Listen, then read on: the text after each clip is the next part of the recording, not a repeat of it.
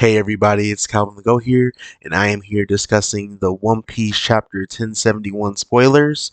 I've never done a spoiler video before, but if you guys are interested, I'm just going to be kind of reading this little summary that Redon gave us, and I'm going to give my thoughts on what I'm reading. There is no chapter out yet, there is no pictures of it yet, but Redon is a very trusted and reliable source, and he has gave us a spoiler, um, basically a summary of the whole chapter that came out, that's going to be coming out, right? And I'm going to start right now. So the chapter is called uh, chapter 1071. A hero appears, right? Um, Obviously, we know who the hero is by the end of the chapter, but that's a pretty interesting one. Um, in the color spread, we see Uta with all the crew. That's pretty cool, but I'm gonna just move on to the actual real stuff. So, the chapter starts in the red line. The real Kuma arrives at the red port. Everyone is panicked when they see him. Kuma walks towards the world government symbol near the lift that connects the port with Mary Joie. So, Kuma going back to Mary Joie is something that's really interesting to me. I've never really even considered that to be the fact, right? I think almost everyone who saw Kuma kind of run away from Dragon and the Revs, like almost everyone was kind of like, okay, well, surely he's going to Egghead Island, surely he's going to, save Bonnie or whatever. Um, so I don't think anyone really is like, okay, yeah, he's gonna go right back to Mary Joie. And it's interesting because if he goes back to Mary Joie, what is his goal? What are his what's his real mission to go there?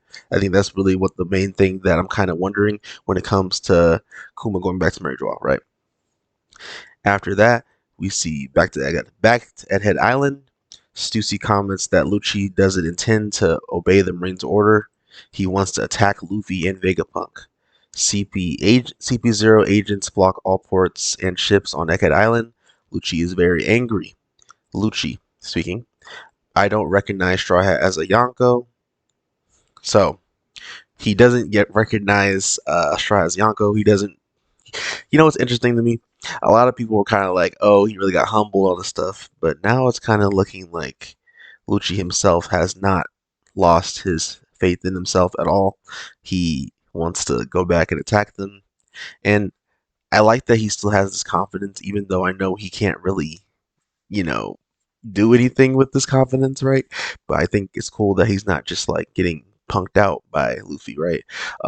That would have been pretty disappointing to me if he could, like, granted, I know we can never actually beat him at this current stage of his career, just because Lucci and Luffy. I think they're on totally different, scales.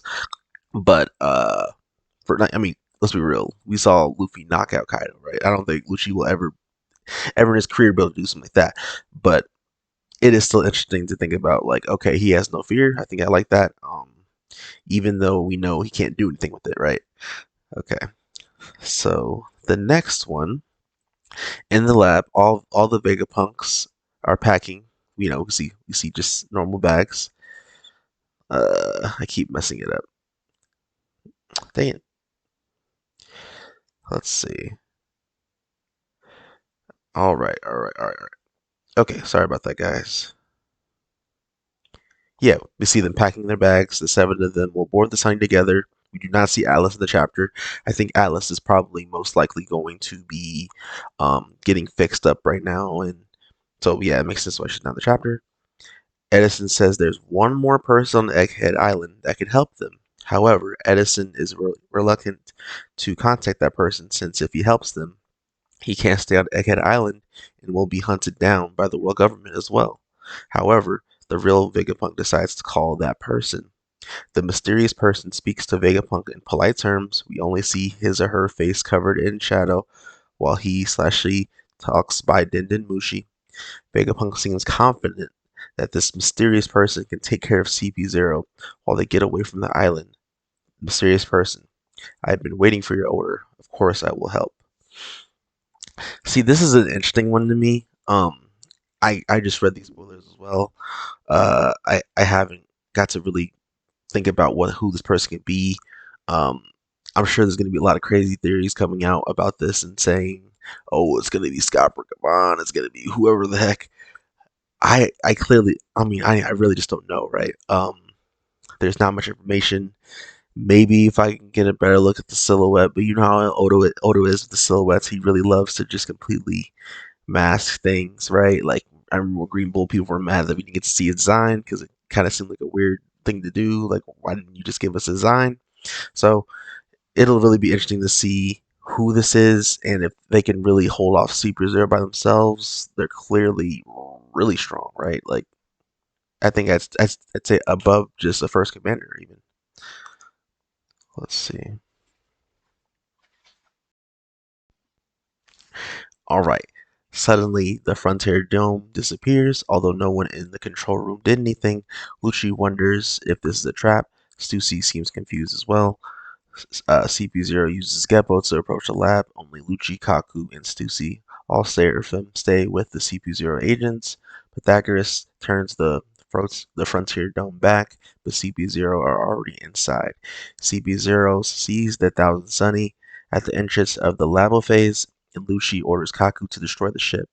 Kaku is about to destroy the Thousand Sunny with Rankaku, and Zoro wakes up and blocks the attack. Zoro and Kaku's fight lasts around 3 panels, but Kaku looks panicked. So, uh, Zoro versus Kaku is something that basically everyone who had a brain could, not to diss people, but assume would happen, right? We had the Lucci versus Luffy. Now we're getting the Kaku versus Zoro. Um, I don't think Kaku can really hang with him, but will be interesting to see if Kaku has an awakening or something, um, or if he, just has his zone that he had back in the day. But if he was able to awaken it, I think that could make things interesting. But at the end of the day, I think Zoro is just going to be a stronger person than him, especially because they made note to realize that his little panic to see him. He's like, oh, well, this is a little different than when I first fought him, right? Let's see. Luffy, Chopper, and Jinbei reunite with the crew. Bonnie's not with them. Robin realizes that the real Vegapunk disappears. Cut to another piece of the lab. We can see that Bonnie is chasing the real Vegapunk. Bonnie attacks Vegapunk, but he begs her to listen. Let's see. Let's see. Vegapunk says he can't turn Kuma back, and there's a reason behind it. So there's not much for me to say about this one, honestly. But I'm gonna go back to reading. Cut to Kid's crew.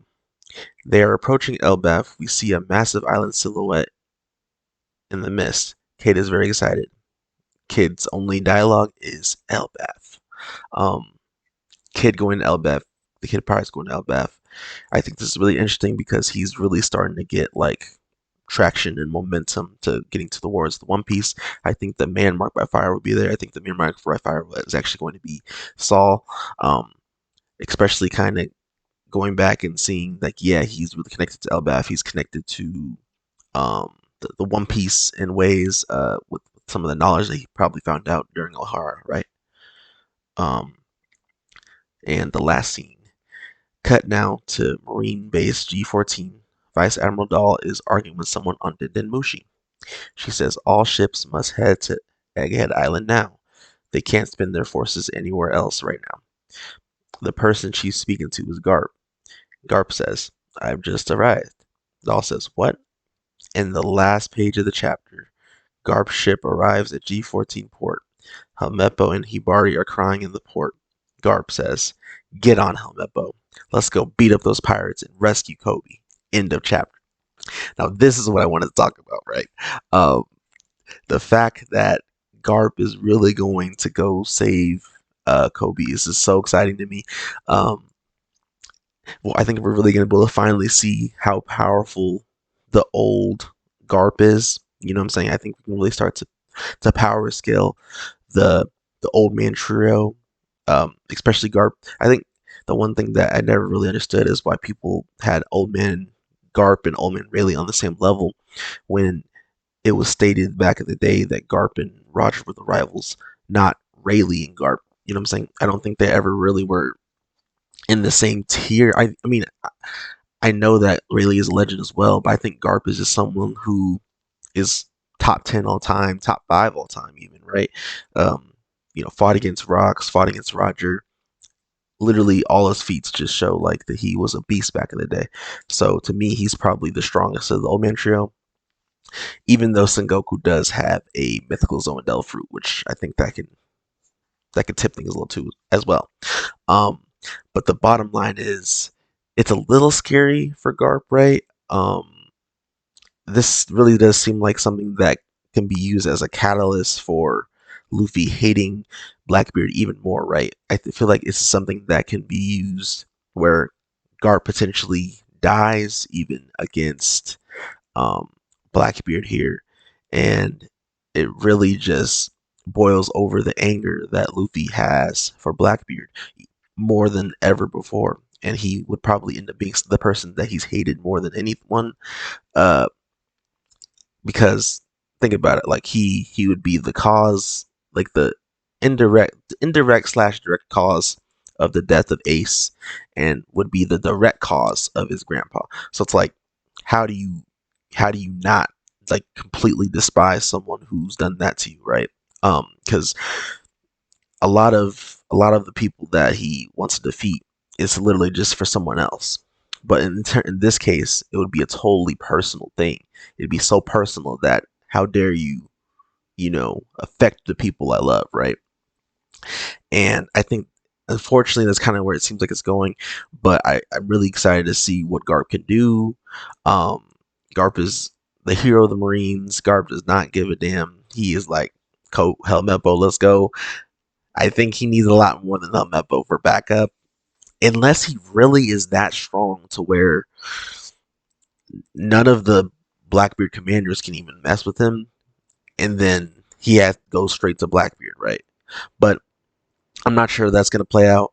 But at the end of the day, thank you guys for watching this video. This has been my chapter 1071 spoiler review. I appreciate you guys for watching. I'd really also appreciate if you guys can like, share, and subscribe.